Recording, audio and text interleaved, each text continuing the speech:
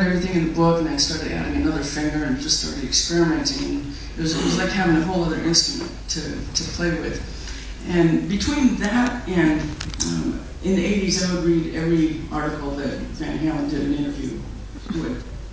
And I learned there's always some gem of a piece of information that I would carry with me forever.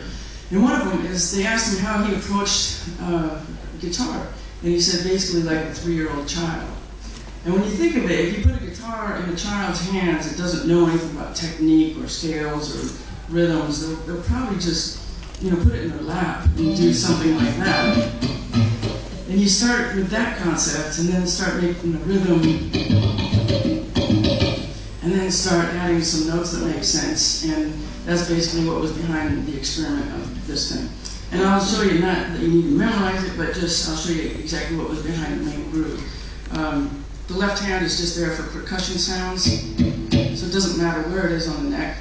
The right hand, I'm using the thumb, and I was also inspired by a lot of funk bass players in the 80s too. It almost sounded like a drum solo when they were doing the solos. So I used the knuckle on the thumb to slam down on the E string. Very different sound from picking it. Anytime you write a song in E minor, you can always take advantage of the harmonics of the 12th, 7th, and 5th fret.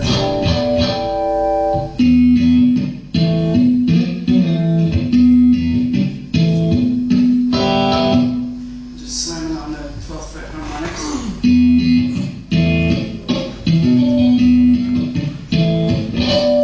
That's my one flamenco riff.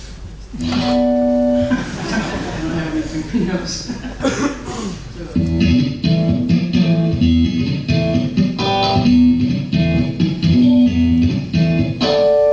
This is basically a rhythm in the left hand, but I also, anytime there's a space, I'll put a little tap in the right hand for a rhythm sound too.